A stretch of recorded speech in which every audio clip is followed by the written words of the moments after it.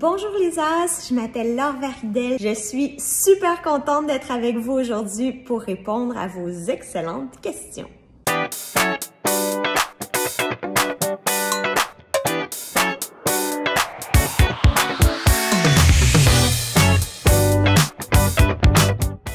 Salut les As! Laure est très connue pour son engagement dans les causes de l'environnement et de la justice sociale. La justice sociale, c'est l'idée que tout le monde devrait avoir les mêmes droits, peu importe qui il ou elle est.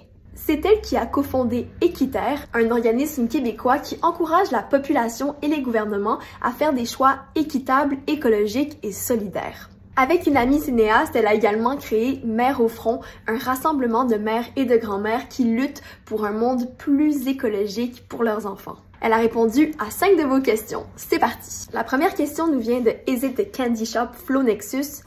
Allô Laure, comment faire pour qu'il n'y ait plus de pollution? Is it the Candy Shop? Oh là là, si seulement je pouvais avoir une réponse facile. En fait, il y en a une réponse facile, c'est juste qu'elle est compliquée à mettre en œuvre.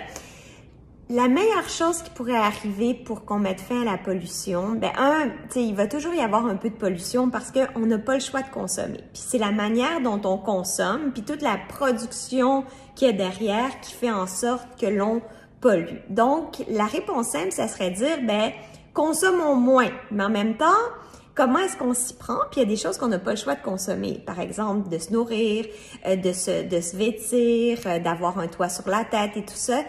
Fait que là, il faut réfléchir comment est-ce qu'on peut le faire avec la plus petite empreinte écologique possible. Par exemple, on mange tous les jours. Tous les jours, on a la possibilité de faire des choix alimentaires qui aient le moins d'impact, qui génèrent le moins de pollution possible. Ça veut dire acheter bio et local. Les aliments biologiques, ils sont produits sans pesticides ni engrais chimiques. Quand c'est produit localement, il y a moins de transport qui est généré. Mais si on veut influencer plus spécifiquement les émissions de gaz à effet de serre qui contribuent au changement climatique, là, par exemple, c'est de réduire notre consommation de viande. Comment est-ce qu'on peut gaspiller moins de nourriture? Parce que ça aussi, ça a un gros impact sur les changements climatiques, puis composter. Fait que ça, c'est ce que nous, on peut faire dans le quotidien pour essayer d'émettre moins de pollution, puis il y a plein d'autres gestes, évidemment. Mais là, il faut que les gouvernements agissent. Ça, c'est très important. Fait que pour ça, il faut convaincre nos gouvernements de passer à l'action, de mettre en place des règlements, des lois qui vont obliger les compagnies à avoir des meilleures pratiques. J'adore cette question-là parce que ça montre qu'il y en a des possibilités d'action à plein d'échelles différentes, puis qu'on a tous et toutes un rôle à jouer. J'aime vraiment ça rappeler à quel point les jeunes, vous avez un pouvoir beaucoup plus grand que vous seriez porté à croire parce que même si vous votez pas, vous pouvez influencer vos parents, votre famille. On poursuit avec Max QC 2014. Bonjour Laure, comment arrives-tu à convaincre les gouvernements de faire des choix équitables et solidaires? Alors, Max QC 2014, pour répondre à ta question, c'est pas toujours facile de les convaincre. Puis je dirais que des fois, j'ai l'impression que je les convainc pas. Ça dépend vraiment des politiciens. Fait que j'essaie d'utiliser à la fois ma tête, donc des arguments qui sont scientifiques, et j'essaie aussi de parler avec mon cœur. Donc, j'explique le problème, les causes du problème, puis ensuite de ça, je présente des pistes de solutions et je mets en lumière qu'est-ce que ça peut avoir comme incidence positive sur eux. Puis comme Mères au front, souvent je parle des enfants parce que tout le monde est préoccupé par votre bien-être, votre santé, votre sécurité. Fait que ça, c'est une grande source de motivation et c'est un des grands arguments dans mon discours puis dans les rencontres que je fais avec les politiciens. Je me rappelle la grande manifestation qu'il y avait eu il y a quelques années avec Greta Thunberg. On était un demi-million de personnes dans les rues de Montréal. Puis, après, quand on avait rencontré le ministre de l'Environnement, on avait senti que cette mobilisation-là avait vraiment aidé à démontrer que la population était préoccupée par l'environnement. Maintenant, la question de Lionel Messi. Aurais-tu préféré que Donald Trump ne se fasse pas élire? Son but est le contraire du tien. Ton travail était-il plus facile avant? Alors, Lionel Messi, excellente question. Oh là là, ce que j'aurais préféré que Trump ne soit pas élu, c'est clair et net. Je veux dire, il est une arme de destruction massive pour l'environnement, mais aussi la justice sociale, la solidarité.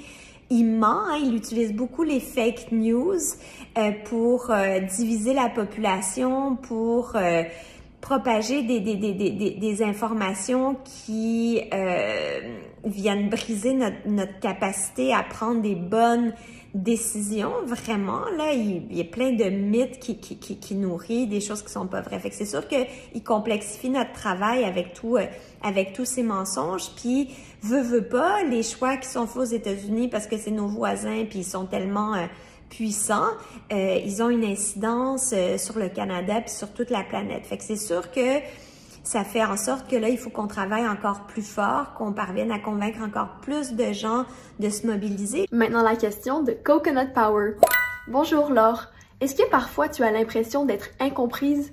Comment fais-tu dans ces moments-là? Alors, Coconut Power, oui, ça m'arrive tellement trop souvent, je dirais, de me sentir incomprise.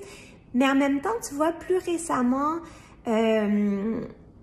j'ai l'impression qu'il y a plus de gens qui se questionnent. On dirait que ce qui s'est passé aux États-Unis avec l'élection de Trump force une prise de conscience de plein de gens, puis ça les amène à s'informer, puis ça les amène à mieux comprendre certaines choses, puis l'importance de justement défendre la solidarité, défendre la protection de l'environnement. Fait que ça me réconforte. Puis des fois, j'ai un petit peu l'impression que je répète tout le temps la même chose depuis des années, mais j'essaie de le répéter de manière différente et j'essaie de me faire des amis qui vont m'aider à faire passer mon message aussi. Si moi, j'avais un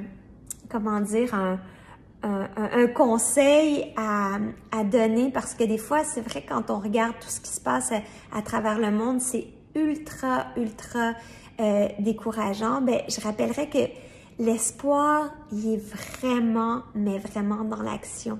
Ça n'a pas besoin d'être toujours des grandes actions. Ça peut être des petites actions à notre échelle, mais d'essayer de les multiplier, d'en parler sans s'épuiser pour autant, puis de faire ça avec des amis. Moi, je pense que de cultiver nos amitiés, même si c'est pas toujours pour militer, juste d'avoir des gens près de soi qu'on aime, ça fait beaucoup de bien, parce que cultiver nos amitiés, c'est aussi une manière de cultiver l'humanité, puis de cultiver des liens qui nous font du bien, puis qui vont nous rendre plus forts pour trouver des solutions, les mettre en œuvre, puis être entendus.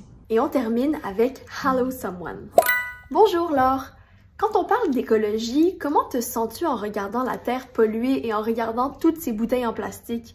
Si tu te sens mal, as-tu une stratégie pour te sentir mieux? Hello Someone, excellente question. Encore, vous avez juste plein de bonnes questions. Oh là là, oui, des fois, je suis découragée, puis pas juste quand je vois les océans de plastique, il y a toutes sortes de raisons qui font en sorte que des fois, j'ai l'impression que c'est un gros combat de David contre Goliath, puis je me sens toute petite, toute impuissante face à tout ça.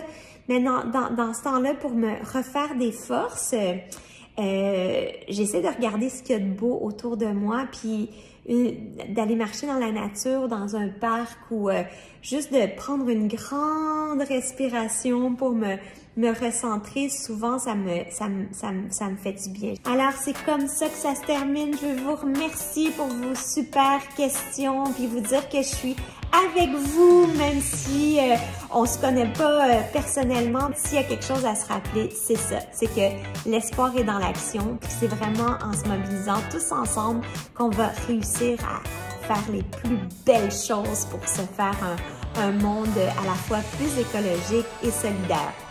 Je vous embrasse. Bye!